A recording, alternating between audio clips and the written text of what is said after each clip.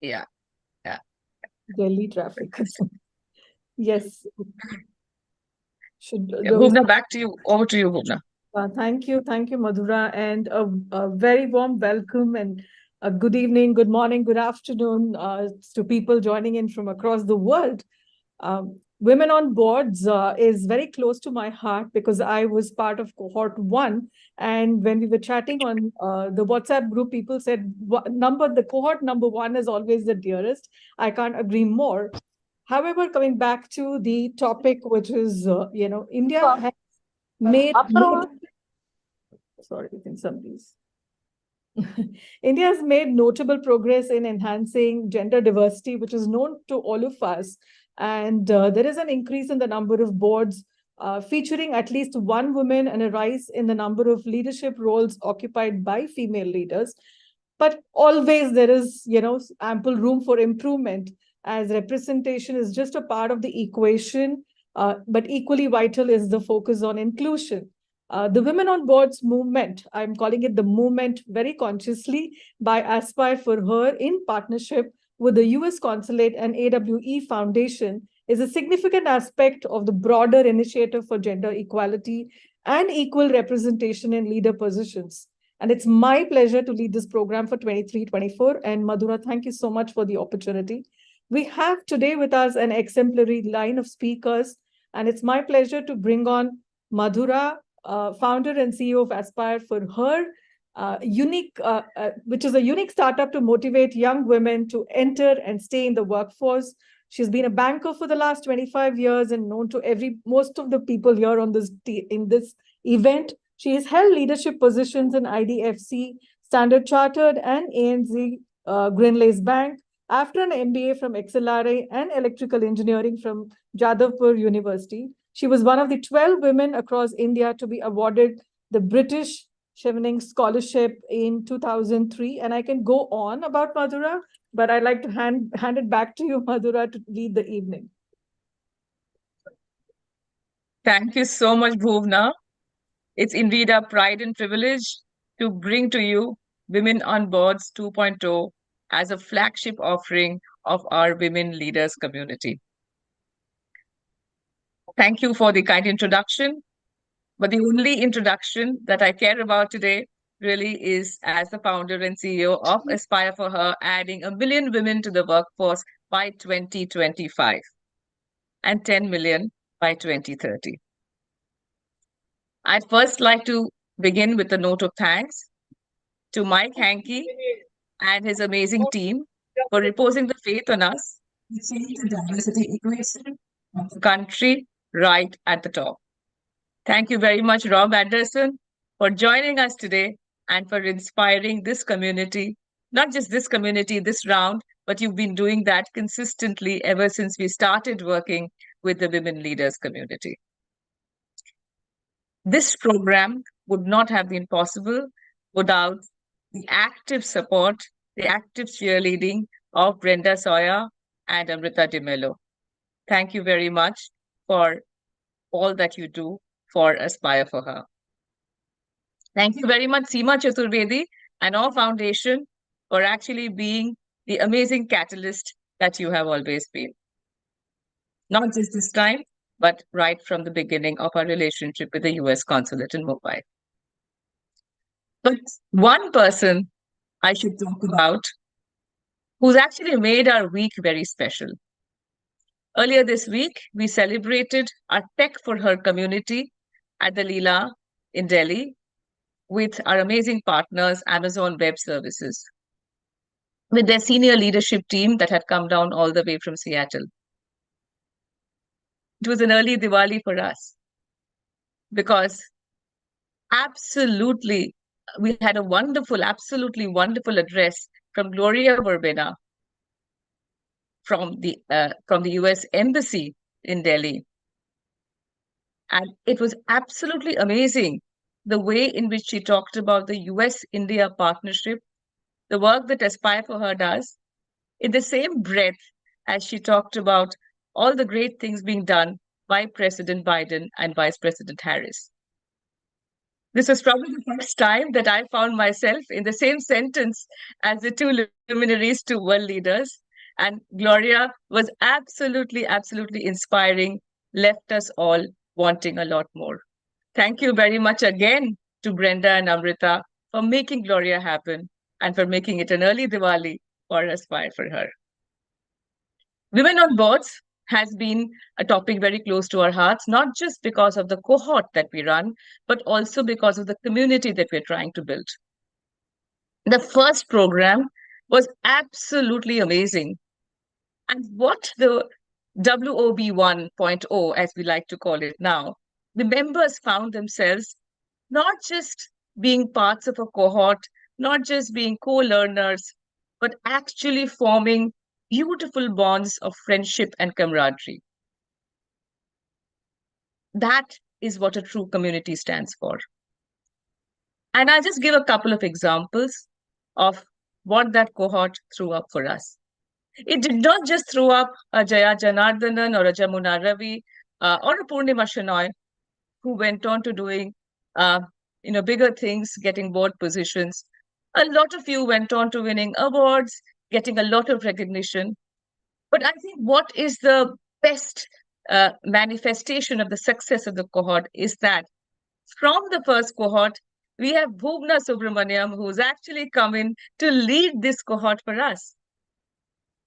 Giving back and paying it forward has been a cornerstone of what we believe in at Aspire for Her. And having an experienced marketing leader like Bhuvna with 27 years of experience to actually lead this cohort, I think is a wonderful step in that direction. Thank you, Bhuvna, for doing this. My pleasure, Madhura, completely. Thank you. We also have Aparna Kumar, CIO of SBI, and another member of the cohort who's actually going to be doing the session with Rob right after this. So if you notice, this is how we build communities. As the community learns and grows together, they also ensure that they build giving back into the warp and weft of the community framework and all that we're trying to do. So thank you so much for doing what you guys do. The next bit is really about a warm welcome to some folks who are coming in for the first time to Aspire for Her. This is a fangirl moment for me. We have Shiv Shivakumar, an absolute legend in the world of marketing, in the world of leadership, for the first time at Aspire for Her today. Thank you, sir. Thank you, Shiv, for making the time to inspire our community. Thank you, Lula. Thank you, Lula Mohanty from IBM, for being a part of Aspire for Her for the first time. A warm welcome. I can assure you that this will just be the first time for you, but definitely there will be many more times to come. My dear friend, Irina Ghose, the managing director of Microsoft in India, has made time for this. Irina and I go back a really long way to a small hostel in Jamshedpur in XLRI, and I could not be prouder of her career trajectory and very, very happy to welcome her here to Aspire for Her. She keeps coming back to us for all the things that we do, but it's always lovely to have her as a part of this very special starting point of the second cohort. And of course, a warm welcome to my dear friend Ronda Carnegie, the CIO of the Female Quotient. For some of you who may have seen our work and our partnership with the Female Quotient at the G20 earlier in the year, Ronda and Shelley Zales run the Female Quotient, one of the most inspirational media organizations in the world, which wants to get more women into leadership positions, into decision-making roles. But in her other identity, Ronda is part of the founding team of TED Talks. So she has an absolutely inspirational storytelling background as well. And I could not be prouder to have someone like Ronda Carnegie to start off this second cohort for us. Before I hand over to Bhuvna, what I will tell you that Bhuvna and our wonderful team at Aspire for Her will ensure that every step of the way is a success for all the applicants and the members of the cohort, and we've got a lot of exciting things planned over the next few weeks. Please do reach out to Bhuvna in case you need any clarification or any support. Otherwise, Ruchita Tandon, our Chief Growth Officer, and me, we're always available. I am operating out of a different time zone for the next few weeks, but we would always love to be of any help in case you need any. All the very best to everyone who's come here. Thank you very much. Especially a warm round of thanks to all the Cohort 1 members who have truly made it a memorable journey for all of us. Thank you very much, and back to you, Bhupna. Thank you so much, Madhura. I mean, that itself is very inspiring, and I know Cohort 1 has been extremely supportive, and all the women groups where we have posted, we've been getting great feedback. And you were right when you said there was so much, inquiry as soon as we finished Cohort 1, and I look forward to meeting Cohort 2 soon. Moving on, in the evening, it's my pleasure to introduce Rob Anderson. Rob Anderson is the Cultural Affairs Officer in Dosti House, Chief Overseeing US Culture and Education Programs in Western India, and facilitating academic and professional exchanges between our two countries. It's our pleasure, Rob, to welcome you today. He comes with more than 15 years of diplomatic experience around the world, building networks and strengthening people to ties as a public diplomacy practitioner. Rob has been an integral part of Women on Boards 1, and we look forward to him sharing his experiences with us. To chat with him, we have Aparna. Aparna Kumar is a dynamic leader and an AFH mentor. She thrives on challenges as a passion to deliver first-time right solutions and meeting deadlines. She has achieved extensive success in the development, mentoring, and leadership of top-performing team members.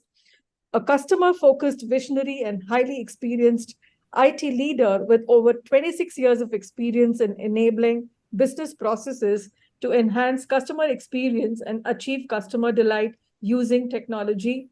I look forward to this great exchange. Aparna, over to you. Thank you so much, Bhuvna. Very good evening, Rob. It's a pleasure, actually, my privilege to share the same platform with you, Rob, virtually. Won't be there possible physically, but a warm welcome again. And I know you have been associated with AFH, and I had the privilege of meeting you when we were celebrating the first cohort in US Consulate. So we'll start with Robert, as you are very much part of AFH, and you're also working a lot with the women community. Just wanted to understand, considering the way we are, this particular cohort for women on board, we are trying to move forward. What is your take when it comes for any of the organizations, when they select or look at the board members? What do you think are the major considerations when they look at those board members, and particularly for women? I'm saying because women today are, both have a very good qualification, they have excellent experience, but still the numbers still remains quite low. So it'll be good if you can share some insights on that, Rob. Sure. Well, thanks, Aparna. Yeah, it's great to be here with you on the platform, and I'm just humbled to be here with just looking at this participant list. It's with all humility that I sit here, and I'm speaking as a diplomat in the from sort of my experience in the public sector, really, and in the foreign service, and I know many of you in the corporate sector. I think there are a lot of parallels, but you might also have different ideas or see it differently, and I think that will be also an interesting discussion. But I just want to, from the very top, just first say thank you again for the opportunity to be here. Thanks for always to aspire for her and being able to work together on programs like this, which just to sort of think through and use our creativity to kind of come up with ideas where we think we might actually be able to make a difference. And I think with Bhuvna, it's just like, it's great to see you here as an alum of the last program and the first cohort, and then to be here running this program, and to track some of the successes of the group who went through that first cohort and actually ended up on boards and, stepping up and taking on additional leadership positions. I think that just speaks to the success of the program, but also to Aspire for Her and to Madhura and the team, and just sort of, the professionalism and the design of this course, and just the network that we see growing around this movement and lifting women up and trying to get to those numbers, which we're now using too, Madhura. We're sort of in partnership with you. I talk about all the time, sort of this march toward 1 million and, by 2025, and then the 10 million women into the workforce by 2030, which I think we need those kind of targets and those kind of goals. So, so we're going to join you on that. Another one we were thinking with this workforce participation rate, for women, which is so low, if we could get that, we were saying 30% by 2030, or, I don't know, we got to come up with these catchy numbers, but I think you're well on track. And I think that's just, it's fantastic. So, but Aparna, back to your question, I think on boards, from the experience that, and what we hear often here is, I think, you've got to, when you're, there's sort of an education element and an experience element to that. And I think, just sort of always being, I think boards leaders are always looking for people who are really on top of their game in the industry, right? So you just have to know your industry inside and out. You have to know, corporate governance and strategy and sort of leadership, theoretically, but be able to sort of represent your company at the highest level. So I think, anytime you get chances to do something outside of maybe the department that you're in, if you're leading the marketing department, but you have a chance to be on budget committees or finance committees, or, just around your experience, the DEIA committees, and really build your CV. I think that helps. And I think when you're looking at, when you're looking at board leadership, and this came up, I think, a bit in our last cohort, those who stand out are the ones who have taken on additional responsibility and look for education and experience opportunities within the organization to really stand out. And then they kind of rise above and become competitive in the process when you're competing for those jobs. So I think that's something, that you can control. We have a lot of factors out there that are maybe not beyond our control, but there are social and political and sort of other economic challenges that we have to work at equally. But, also as you're going through this cohort, I think, the drive and sort of looking for opportunities along the way to round out your CV and become as competitive as possible. Yeah, Rob, I totally agree with you, because very truly, you can't be just stick to your single domain and become an expertise. You need to have a holistic view of the industry you are in, or a particular end that you do. I think very well said. But even today, even if we have women in that category, we still see the numbers still not going up. So do you think somewhere around, is it a question that relates to something to be done from a cultural perspective, or you think women themselves are not into that space? They are not able to have that courage to get into that position because there's a quotient of self-doubt? Or do you think it is something that the government or the associated statutory governments, they need to do something about it? Any thoughts on that, Rob?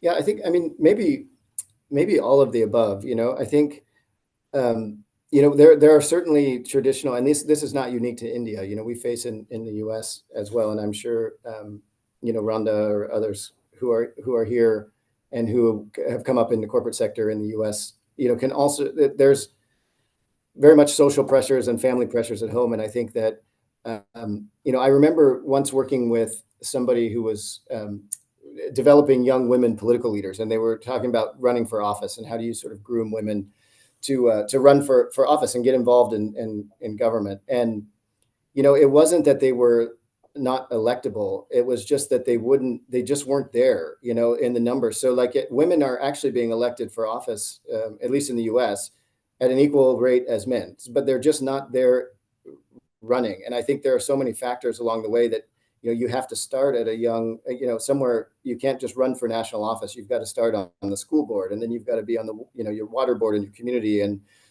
sort of getting exposed so that you can climb up. And I think when you're in, when you have family pressures and you're sort of balancing your career and your family And women do take on the majority of household chores and the social responsibilities, and that's proven when you look at the amount of time that women spend at work and on household tasks. So it's harder then to take on an additional responsibility and take on that next leadership role, right? And run for a position on board that's going to demand even more of your time.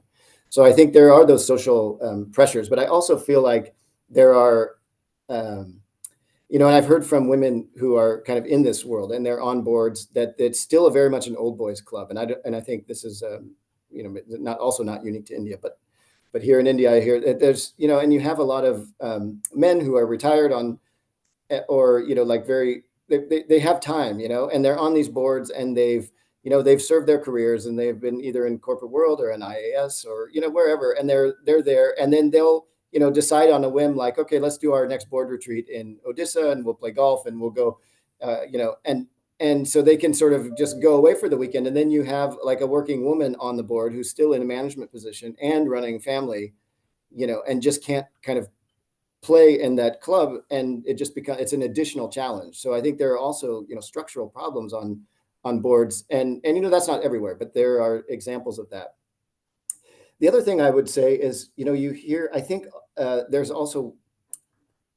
an issue there. So there are quotas, and you mentioned government support, and I think the Companies Act and sort of mandating that companies have women on boards, that you need those quotas and those mandates. I think that helps, but I feel like that there a lot of times it's seen as only there, maybe one position on the board that is designated for women, and so you find women now competing for this one position on the board and this one seat on the board. And that's like the woman's seat on the board, but that's not the case. All the board positions in the entire company are open to women. They should be equally competing for all the seats, and you can have more than one or two women on your board. And I think that is a challenge too, just to overcome some of this corporate culture and this idea that most of the board positions are designated for men. So I think that also has to change. And the third fact, something I would just point out is that I hear is, men, if they believe they can do, and we've talked about this before, certainly in other events, Madhura, but like this idea that men, if they feel like they can do, 20% of the job and they kind of get it, like they feel qualified and they say, yeah, I think I can run for that. I can do that job, I can have that position on the board. And women often it's more, you need to feel like 80% confident that the job and that you're not going to fail. And then you'll step up and sort of take on the extra responsibility. Now, those figures are not, that's probably not science, but I do think that's a trend that you see, all through, at least, and we see it also in our own diplomatic corps. So I think those are some of the structural, issues that are there in addition to some of the natural, kind of social pressures that women face in society. You have been a great ally, right? I think on a little bit lighter note, we would need to have maybe millions of your clone across globe who will be an ally like you. But I think it's an amazing thing which you so categorically, candidly mentioned that yes, definitely there is a place, but all these factors literally push women. One big reason that they themselves, but also structurally it becomes a bit difficult to, even if they are confident, to get into that space and take that additional responsibility. So yeah, very well said, Rob. I need to move from the current state to the next phase, where today, we have the Gen Zs, we have the millennials, and we see a very different culture which is coming up, right? If we take them and consider them, what do you think? Will this phase, or will this generation bring in any change faster than what, in our age, which was happening or is still happening? Do you think it will have any more different way of getting more women on board?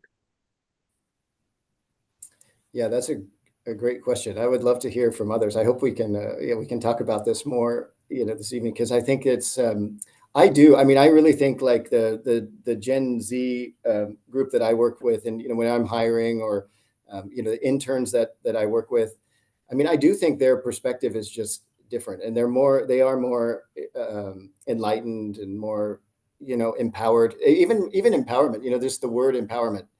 When I talk about that around some of our younger, like the interns, and they told me, don't use that term empowerment. Like, why? We have power, like it's somebody's not giving us the power. Like, we have the power. We just need equity, and then we can sort of move ahead. So I feel like that's already there, and even students, they're just used to seeing it's just the classroom has become more equal.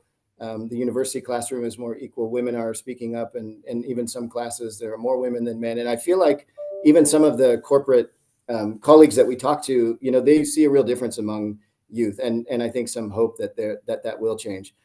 I think the challenge is really keeping them in the workforce, and I think this is, at least in India, it seems that you've got, you have a lot of qualified young women educated and ready to go in the workforce. And then if you don't have some of the, if the system is not respecting that with equal pay, or, unbiased hiring, last names, there are things that are then it's harder for them to get into the workforce. And so some of them may drop out at that point. But then even when they're in, then, marriage and kids. And so then there's a point of, or lack of promotion opportunities where they're sort of dropping out of the workforce along the way. And so then you get a smaller, pool of women to choose from, or re-entering after that period, right, of taking, dropping out for family reasons and trying to re-enter the workforce.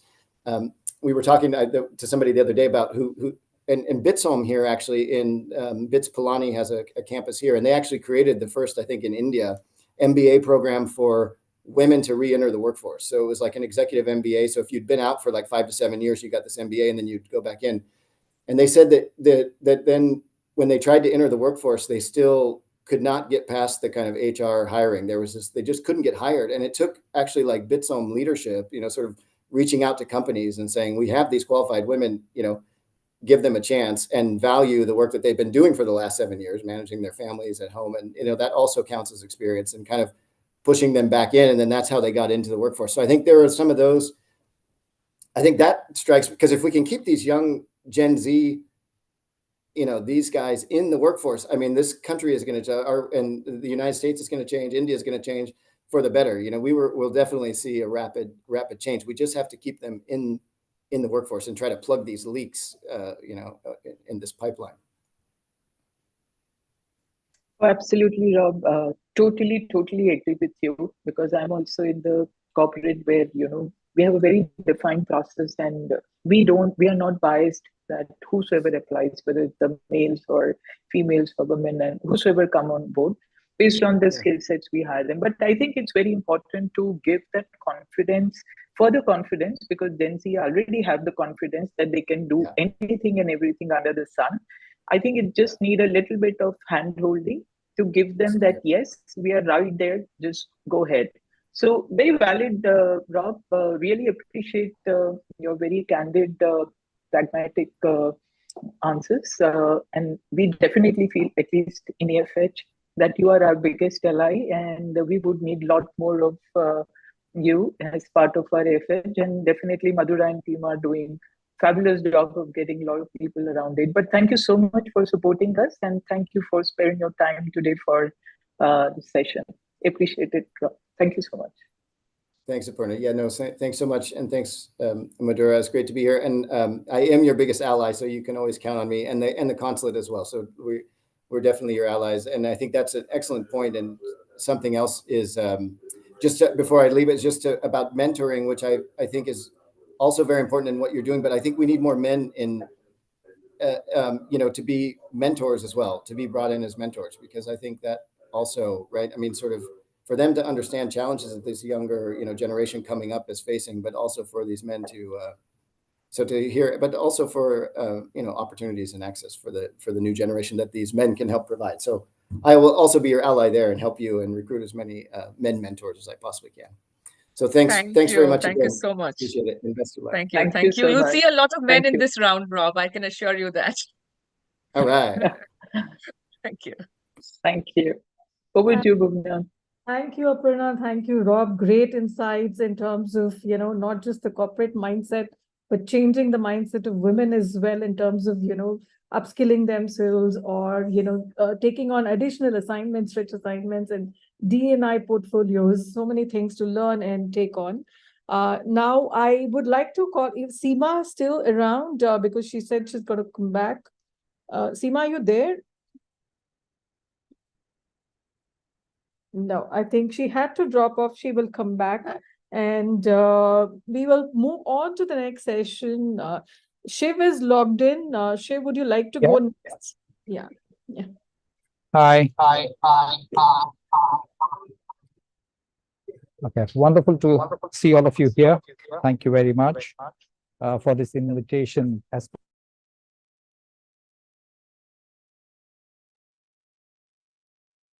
Shiv, I think you're having a problem.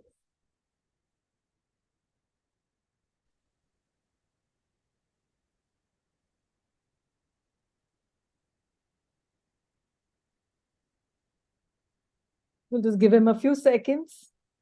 He logged in. I think he's gotten into a hotel to log into this event, and he's just trying to connect. So.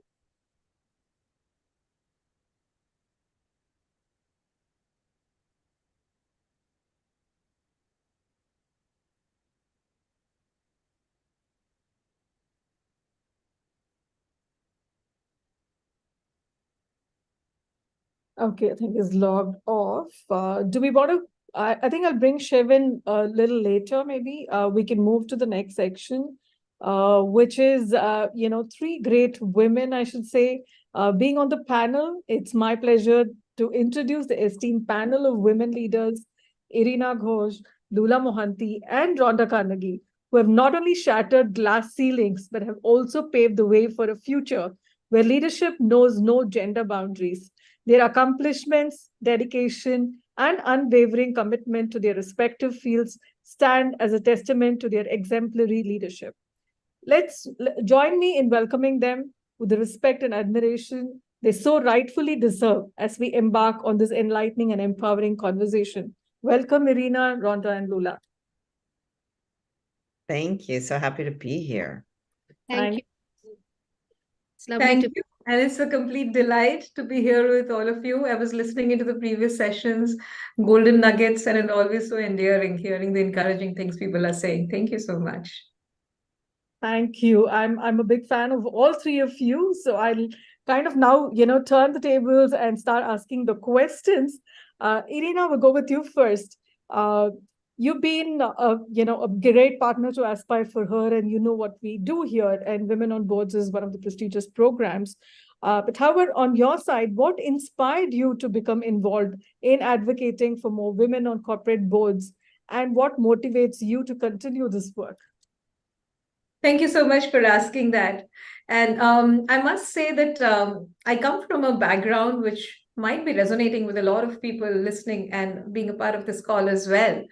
And as a part of my growing years, frankly, the gender gap in leadership roles around the world always kind of struck me. And that's where I was thinking that what would it take towards ensuring that you have a culture which is fostering, growing, propelling, and being intentional about the gender diversity as you kind of see things growing. And one of the things I realized that as a part of my earlier career, earlier growing up period was that women were typically taking roles which were a little gender stereotyped. What I mean by that, these would be, say, roles which are in support-led career. And these will not be the ones which are having the highest levels of a career growth or a monetary remuneration from a long-term investment. So what happens is that when you even looked at those times, jobs or professions which were there led to STEM in the fields of computer science, later into data, later into, say, banking, finance, etc. These were a lot more skewed, not in favor of women. And hence, the more responsible assignments that could lead to faster growth and higher promotions were not favorably balanced, right? However, the world is quite different, and I must say that there's a lot of strides which have been made. And in the last decade itself, India has made significant journey trends which are kind of indicating that from a 6% board representation, which was there in, say, 2013, now it's at about 18% in 2022 by a report which came out by EY. And while India has really improved a lot in this gender diversity quotient, of course, I mean, we've got a North Star in what we see from, say, France, Sweden, US, and UK. But having said that, I would literally say it's a good, progressive, positive direction. But the other part of thinking about it is that even when you look at women at all roles, one of the real important thing is to see as to how do you get women into leadership? Because once you get a woman out there, she tries to get in and tends to get in a lot more because of the sheer network that she has. And typically, 70% of the organizations in a very recent study, which was done by Aeon Capital, said that the latest representation was less than 20%. So how do we kind of make that a lot better, a lot intentional, and kind of create a culture in which everybody feels that there is a definite impact which is happening towards it, and it becomes a culture-driven led way of hiring, recruiting, scouting for talent. Because a lot of times you fall into the web or what you don't know, right? So it's a culture of learning together. Thank you so much, Irina. I think, yeah, I completely agree on the culture part, and that needs to change if we have to really make a difference to these numbers. And I think it needs to go beyond the number game, and not just, I mean, when will we stop looking at this percentage and say we are finally there? That's my question actually always. Moving on to Ronda. Ronda, you lead this huge organization, huge movement. You keep having conversations around gender diversity in boardrooms, which is definitely an important goal. But how can we ensure that it's not just about the representation, but also about meaningful contributions? And it also, kind of goes to the decision-making power. How do we get there? Thank you. Yes. And again, it's just so much learning here and so many nuggets I have also already taken. One of the things I think about is how do we change the narrative? What does that look like and how can we build it together? And so a narrative where we've achieved what we want to achieve while also talking about the road to get there. And I really appreciate Rob's comments about working women, family, and the layers of structural changes. I think we have to always consider that. And I also appreciate that Rob really represents a leader that is an ally, but it also shows what happens when we move from this idea of he to she to we. One where we are both in equal to gain, and we all benefit from representation and meaningful contributions. So as we think about how do we move from this check the box mentality to this true change that we want to see, and really it's really about intentional action and a mindset shift. And so really thinking about who has the power, what are they doing with the power, and also understanding the series of intersectional issues facing women. So here are three sort of things that I'm always thinking about. One, and we really at the female quotient, which is really about changing the equation and closing the gaps. What is that proper equation? We absolutely have to eliminate this bias and stereotypes. It's always mentioned, but we have not yet solved it. And so we have to consider that bias, whether it's conscious or unconscious, can hinder women from making meaningful contributions in the boardroom. And we say at the female quotient, if you are aware of the problem, then it is conscious. And that means we need conscious leaders really attaching themselves to this opportunity. And we all need to come together and really eradicate stereotypes and biases that perpetuate this narrative, this idea that women are not as capable as men in making important decisions. And as we all, I'm saying something that we are all thinking about, and really the work that's being done of Aspire for Her is about education, awareness, and gender sensitivity. And so let me take it one step further to say that while we've seen and the numbers of the change in India for women on boards is impressive, what does it mean for us to get to a 30% shift? And how do we go from feeling like others to really a culture-driven achievement? And that is in this transparency. That, to me, transparency, whether we're talking about gender pay or all of this, that really helps us. The gender evaluation helps us to get there. And so quotas, while they serve as a catalyst for change, and they do allow us to build in an area of transparency, I think one of the things that was discussed in the session before is that having a seat at the table for women who are already on boards, having a seat at the table, and acknowledges that if there's not another seat at the table for women, we got to pull a seat over for others. We've just got to make that intention happen. But on your last question, which is really about meaningful and powerful decision-making power, to go beyond that we believe that collaboration is key to meaningful decision-making. And if we can encourage collaborative leadership styles that value diverse perspectives and teamwork, that we can realize that women often bring unique viewpoints and solutions to the table. And that goes beyond understanding the governance and the issues surrounding what happens on board. So taking on board tasks, but with a qualitative, really, nature. And the studies that I have read that say that women do and achieve great work in fostering strategic development, improving corporate social responsibilities related issues, and really highly affecting in monitoring management in order to create change. So, we say at the Female Quotient, oftentimes people focus on what they refer to as soft skills. We really feel on boards, these are essential skills, and these sorts of skills will help us to move in momentum. And there was a question in the chat about what industries, we're seeing women on boards excelling. We typically are seeing media. We were really surprised to read an EY study that life sciences is up to 24%. That is, again, shifting this narrative. That is really encouraging. And even tech, who really realize that they need to make this shift in order to get business and understand the value of supply chain, is also a catalyst. So much work to be done, but the narrative that we are achieving it and we're making it happen is also there. Thank you. Thank you so much, Rhonda, for being part of this narrative with women on boards. And this is not just the beginning, but there is a saying there is a phrase in India, we say "Party to abhi shuru hui hai." That means the party is just started, right? But great points on allyship, on intentional action, and I feel at some point in time, all bias is conscious, right? So we need to kind of break that as well.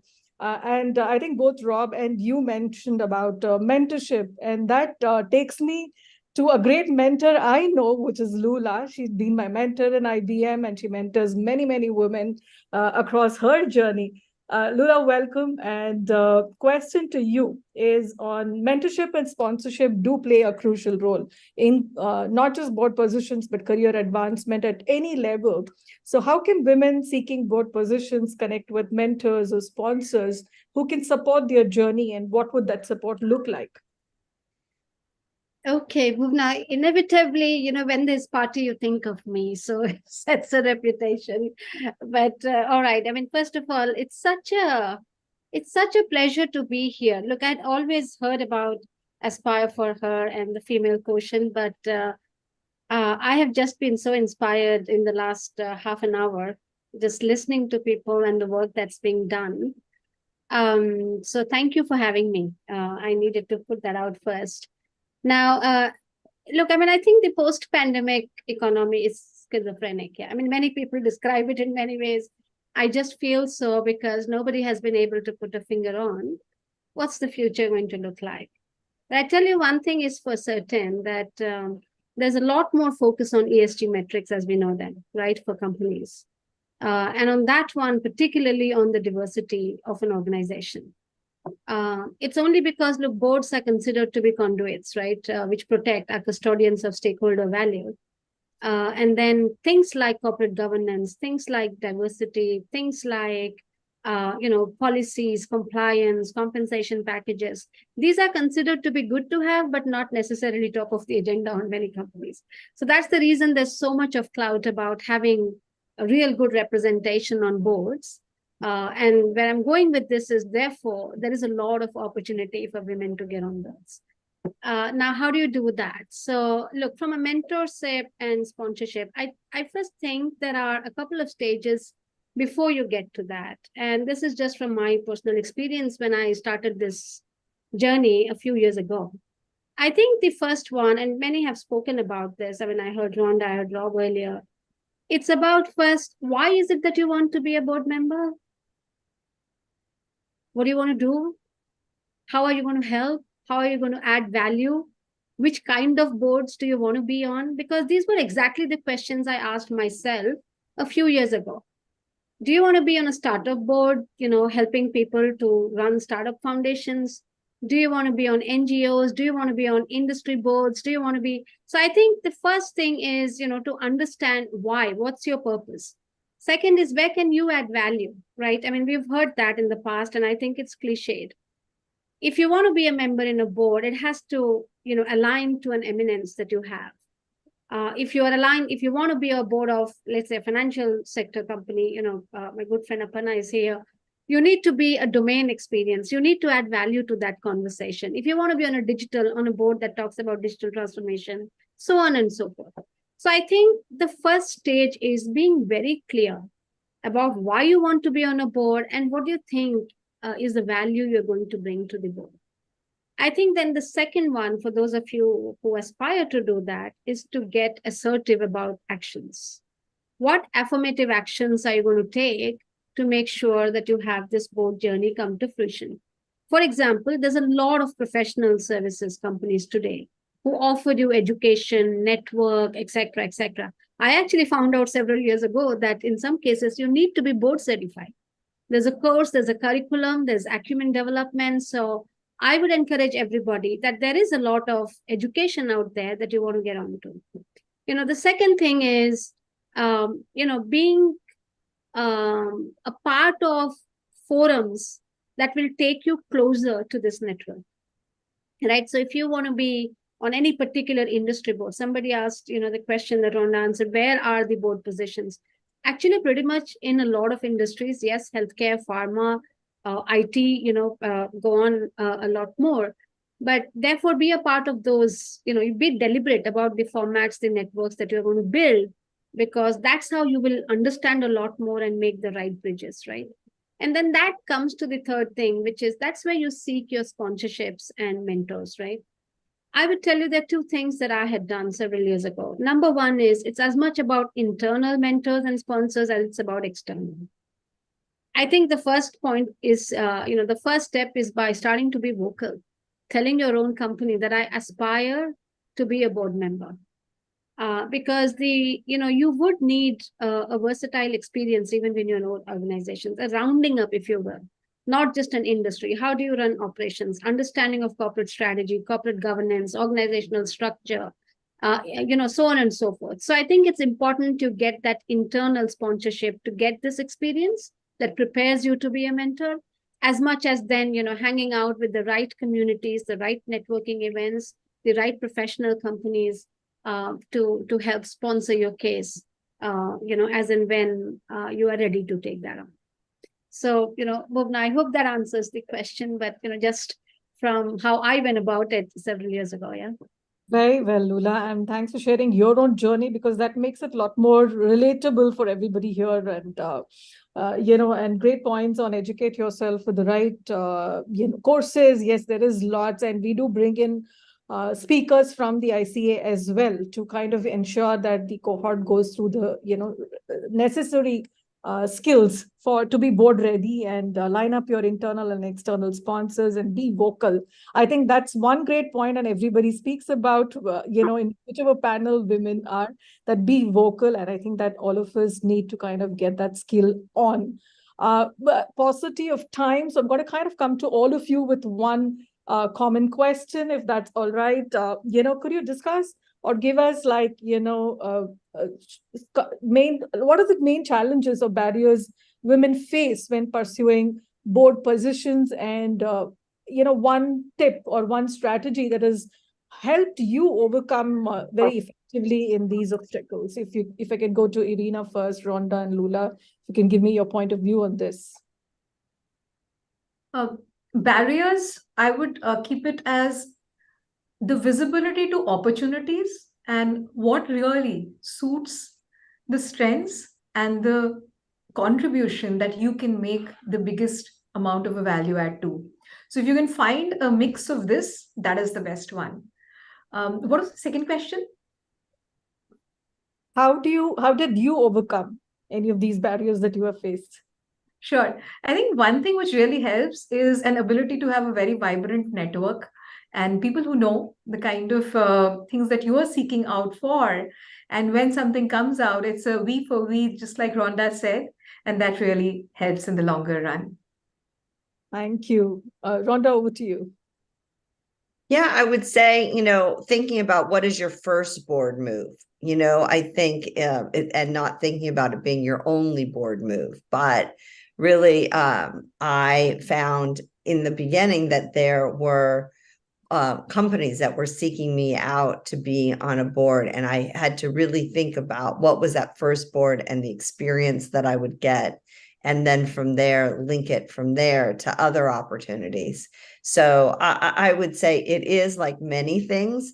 We talk about career progression, think about board progression. It's not a one and done. And I think Lula sort of gave us that sort of insight to that about, where your skills best used. So I came from a media background, so media was the natural place for my first board position. So really thinking about that in the same intentional way as you do your own career progression. Thank you, Ronda. Lula?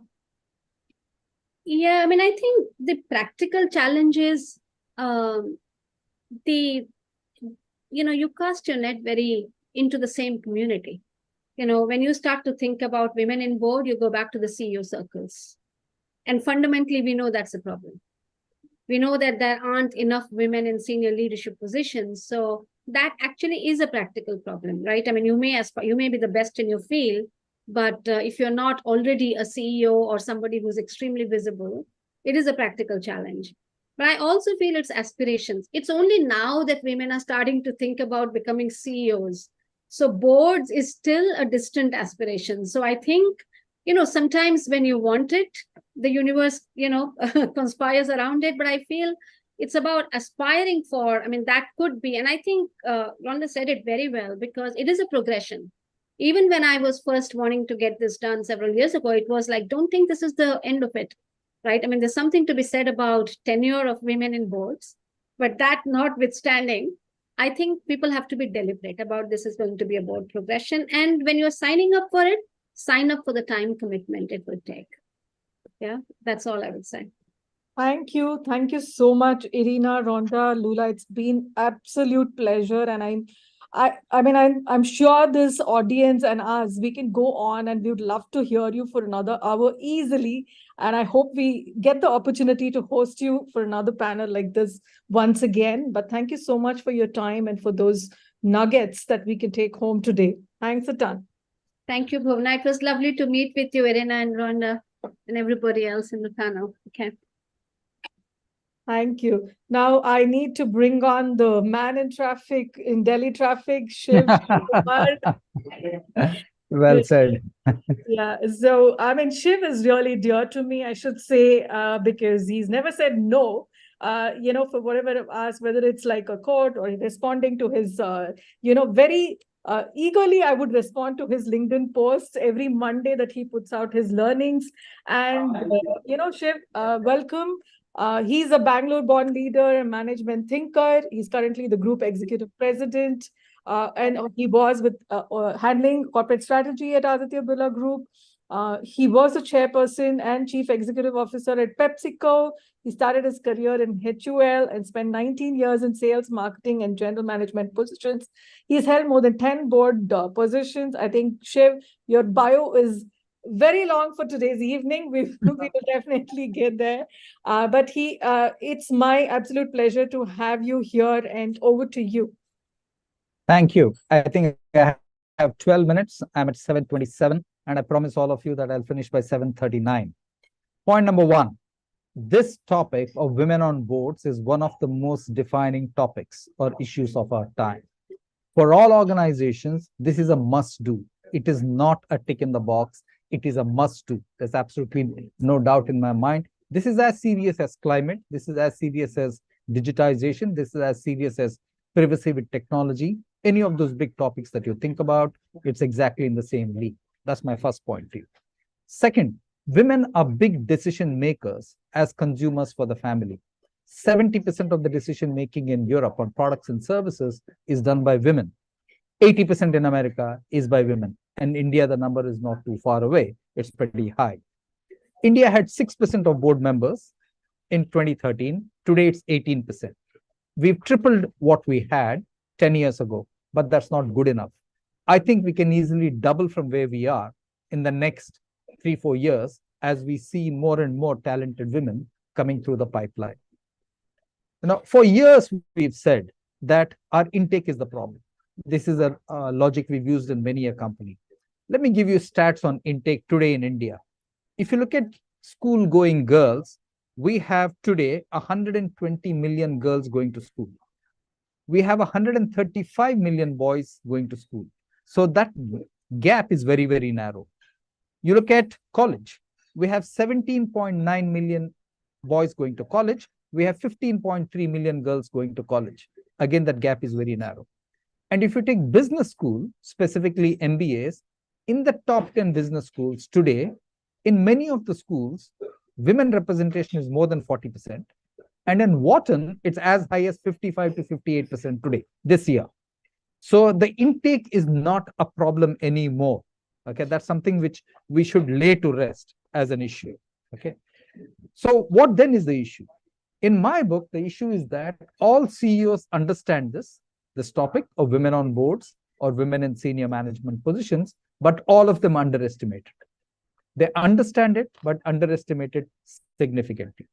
So let's look at the boards where I have been. Bhuvna mentioned that I've been more than 10 boards. In Godrej, we had 3 out of the 12 as women board members. Nisa, Tanya, Irina, and then we added a 4th. We had 4 on 12. That board was an extremely effective board.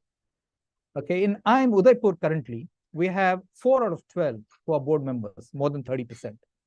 In the Burger King board, we have 2 out of 7.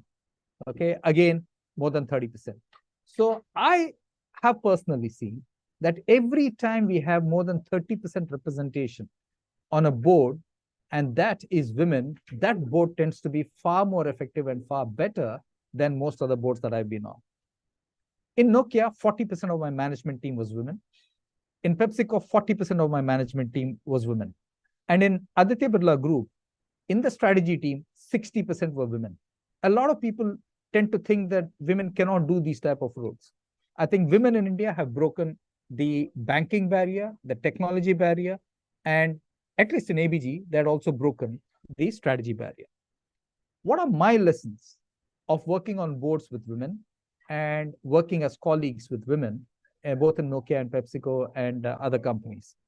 I have 3 good lessons and 1 lesson which could be a bit controversial for you, but in the spirit of being open and honest, I will say it anyway. Lesson number 1 is that women bring much more empathy to the table than men. Men lack empathy. Women have a lot of empathy in the boardroom. That is something I can tell you as a fact. Second, women don't dig in their heels on a particular topic.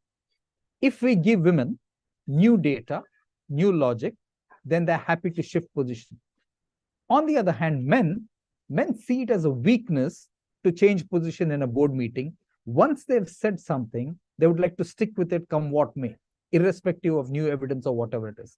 And many of the trials and tribulations of boards actually happen because of that digging in by men. Third, women tend to be far more collaborative than men on boards. Women give a lot, take a lot, and build the social capital in the board much better than men. And that is something. They also seek information in a much more open manner. Men don't seek information. They think it's a weakness to seek information, but women tend to do that a lot easier. The one which you might not like, but I think I must table it all the same, is that I have found men to be better sponsors of women than women to be better sponsors of women. I don't know why that is so. Maybe it's my limited knowledge, maybe it's my limited view, whatever it is, but I have seen this. And I think this is something which worries me. I think more women must sponsor more women in order for more women to be successful. This is a true learning which I've had. If you look at representation on boards, there are conditions which say the government regulates that you should do it. In many places, people say you comply or you explain. So if you look at the world today, many countries say you must have more than 3 women board members in any one board. Look at the list right now. In Sweden, it's 32%. In Finland, it's 42%. In Norway, it's 50%. In UK, it's 51%. In Netherlands, it's 55%. Okay, really high numbers of 3 women or more on boards. And that's very, very good news. If you truly want to get onto boards, especially the second cohort here, there's 3 things that I would definitely tell you. One is, get operational experience. I think that's very, very important. If your organization cannot give you operational experience, then what I would suggest to you is at least become part of project teams which are operational in nature. And hence that's very important, so that is something on your CV which people will look at. Does she have operational experience? Second, have a sponsor. You need a sponsor, whether you are in your company you have a sponsor or outside your company, you need a sponsor for you to chart your own career path and for you to go up. And third, you need role models. Everywhere we have had more women at the top. We've had, by and large, younger women looking up to them and charting their own path. I think that's very, very important. And for women, there is this tendency to say that the world is stacked against you. I remember when I was running PepsiCo, all the women would tell me, we are not paid the same as men, and our ratings are not the same as men. Both were completely wrong. I said, okay, I'll listen to you. I'll give you data for it. When we actually dug deep, we found that women had better ratings than men. And of the 11 levels in PepsiCo, in 3 levels, women earned more than men. In 3 levels, men earned more than women. And in the balance, the gap was very narrow. So do not go in with the prejudice of data to say that the company or the boss or the world is against you. Seek data to validate your hypothesis. That's something which I think is extremely important. And do not ever forget that. Okay. And finally, I'd say, I'm sure each and every one of you aspires to be a big board member, a big leader in society. And all I would say is the world needs it. The world would welcome it. And your talent is as good, if not better, than the men that I have worked with and I have seen. So I wish each and every one of you the very, very best. And I'm sure that you will make the Aspire Group 1, the Aspire Cohort 2, very, very proud in the coming days and years of your progress to the senior levels and to board positions. Thank you very much, Bhavna, for inviting me for this session. I'm now at 7:35 or 7:36. I've given you back 3 minutes. Thank you so much, Shiv. Nothing more, less is expected from you. But thanks for those nuggets, more than 30, all the stats, it's really good. And the 5 points, we are here to listen to the truth, whether we like it or not. So thanks for sharing that, right? The points on, we don't dig in very much, you don't dig deep. And, men are better sponsors of women than women sponsoring women. We'll definitely take that and, maybe voice it out wherever it's required. That's what this initiative is about to kind of, bring everything to at par, right? And great points on having getting operational experience, getting those stretch assignments where it's not available, getting a sponsor, and also the role models. And we definitely need more male role models as well, who are allies like you, to come on board and bring in that support, right? Thank you so much for your time, and thank you for checking into our hotel to take the session on, and I'm sure we will bring you on for more such sessions in future. As long as Soundri and Aarti listen to me, they don't listen to me. Okay, I will raise that request separately with them, but thanks a ton. And listening well, Shiv. Thank you. Good to see you, Soundri. Good to see you. Yeah. Take care. Thank you. And I'll quickly move on to the instructions of how this cohort is going to happen. We will be sending out a call for applications, communication tomorrow from Aspire for Her for women on board. If anyone is interested specifically, please write to us. We will consider it. But this is a selection process. It's not an apply and get for all. This is for women leaders with about 20 plus years of experience and looking to be board ready or already on some board. We are fine with that. The application will be open for the next 3 weeks. We will keep making announcements as we go forward, and you will be informed about the selection via email. You will need to allocate about 15 hours to get through the virtual sessions. These sessions will happen every Friday, 6:30 to 8:30, where we bring in eminent speakers and session speakers and voice in the room from different, industries and from the ICA and every other place. We are getting the best session speakers, experts, and so be there. We'll also have a few in-person sessions in Mumbai this time. We will inform you of the dates in advance so you can choose to attend them. We will be having the formal launch. This is the virtual launch. We'll be having another actual opening of the cohort at Dosti House, US Consulate on December 8th. Please join us if you can. And the actual program is set to be starting on Jan 12th. So please do watch out for further information and instructions. Do apply if this is of interest to you, and we'll come back to you soon. I'm handing it back to Seema. Seema, are you back? I am, yes. Great. So, welcome, and over to you. Well, thank you all. And I appreciate every word that has been said today. And most importantly, I appreciate the partnership we have, not just with the AFH, but also with the US State Department and the Mumbai Consulate. Amrita, Rob, you've been a true friend, and you've supported this program's growth. So for those of you who may not know me, I am chair of our foundation, and we are so thrilled with this extremely prolific launch that Madhura and AFH have done. Bhavna, you've been off the charts amazing. And I can't wait to see what the rest of the program unfolds. We are, just a quick intro on our foundation. We are a US-based 501c3. Our mission is to make women economically independent. And we have, to Rob's point earlier, we've set a target of helping 3 million women by 2030. So I would like it to be 30 by 30, but we are working and getting there. And we are delighted to work with partners such as AFH in India. And we've done some similar partners for women entrepreneurs, or similar programs rather for women entrepreneurs through other members of the US Consulate in India. And we are delighted to be promoting this program again for women leaders. And that's where I think a bigger inflection point happens. Stay tuned, a lot more to come. You are in the best hands ever with AFH, Madhura, and more specifically, Bhavana and her team. They've planned a phenomenal project right ahead. We are, of course, available to answer and assist in any way we can. So upwards and onwards, Soumya, I think that's a great way for me to wrap this up, and best of luck to all of you.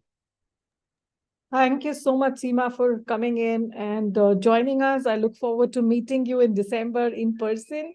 And thank you everybody for joining in.